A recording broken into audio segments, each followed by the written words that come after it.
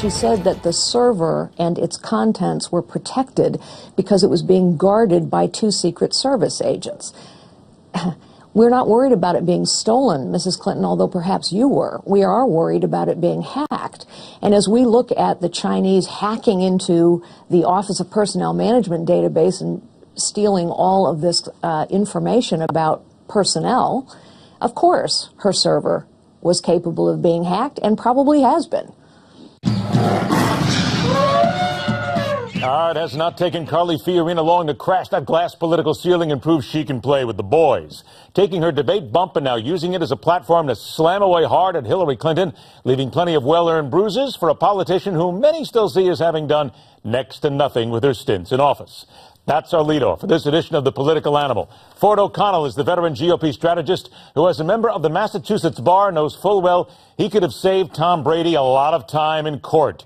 J.D. Gins is the veteran Democratic strategist who eats, sleeps, and breathes the progressive side of life while believing Texas Longhorns football will rise again. And please do not contact him for tickets to the Red River Shootout. Gentlemen, pleasure to have you both here now that we got that all out of the way. Ford, let's go ahead and start with Carly Fiorina. She goes right after Hillary Clinton. Says she's asked for accomplishments, hasn't heard one, and oh yeah, by the way, when she was talking in her op-ed, she said this: Hillary Clinton is the status quo, the epitome of a professional political class that has managed a bloated, inept, corrupt federal government for far too long. Come on, Ford, this is good to see. She is out there and she is on the attack.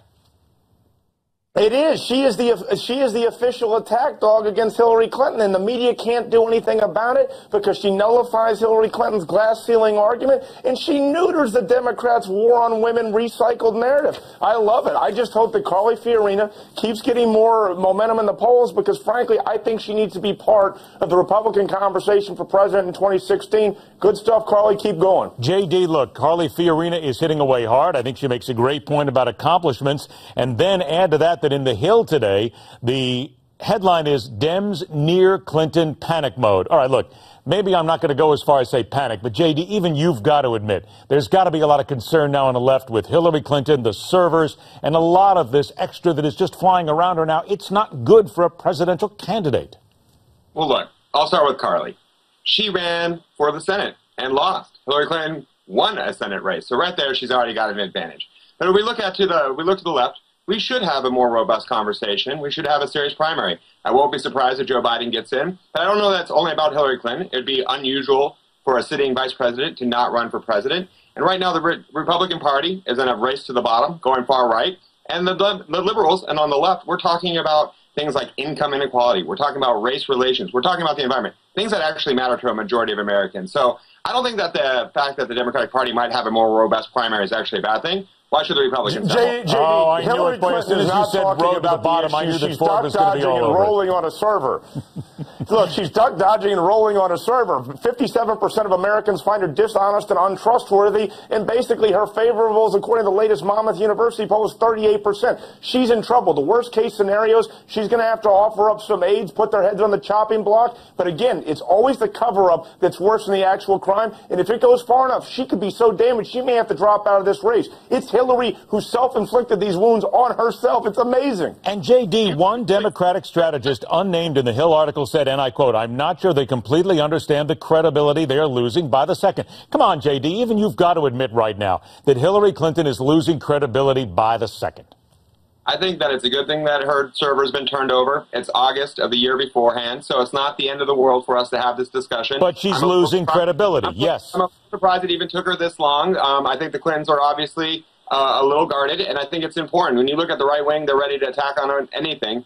So I think this could have been a self-inflicted wound. I'm glad she's getting it behind her. But you will say, come on, be honest, she is losing credibility, yes or no?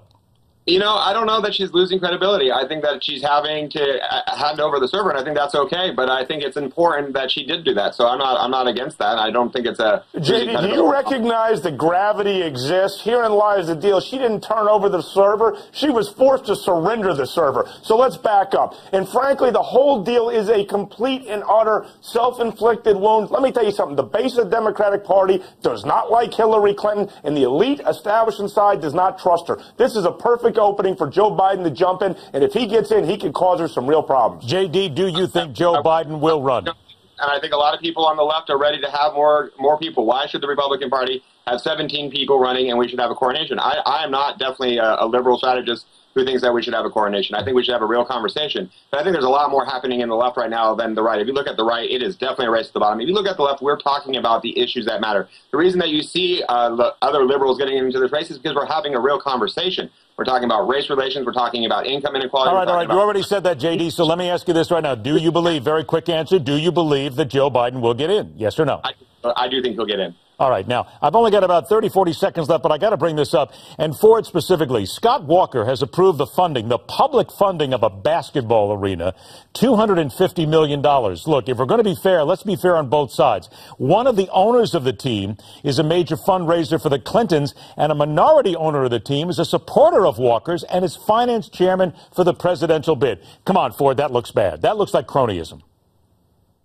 No, that actually looks like bipartisan cronyism. Here's the deal with the arena. It's a shovel-ready job, and guess what? You're going to get 3-1 back. If he doesn't sign that bill, the Milwaukee Bucks leave town, and guess what? There goes hometown pride. Do you want to be known as the governor to let your NBA but basketball the public's got to pay for the arena, though, People Ford. care more about sports than politics. The public's got to pay for the arena, though. See, this is one of the things. I'm against the public paying for any arena. We're talking about economic growth. Let's be honest here. How much money does the federal government throw away on nonsense regularly? Okay. We're all out of time, unfortunately, but I got to tell you, one of these days we'll have that argument because I do not think that the public should have to pay for a place for teams to play. Just my opinion. There you go. Ford O'Connell, J.D. Gins, thank you, gentlemen. We'll talk to you both real soon, and be fair to both sides. Next up, a Coke and a smile these days means a smile as they pull the wool over everybody's eyes about healthy soda. Next on The Hard Line.